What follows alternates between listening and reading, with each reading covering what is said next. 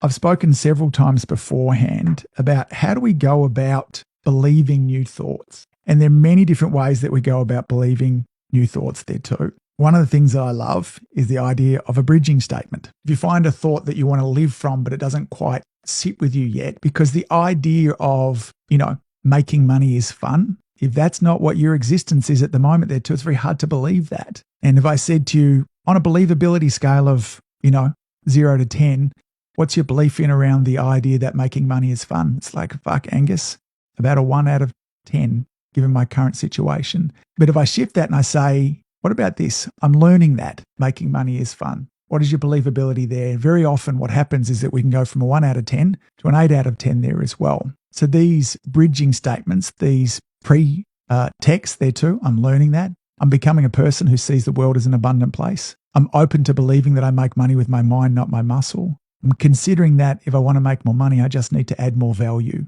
These bridging statements here have been fundamentally very, very valuable to me as well.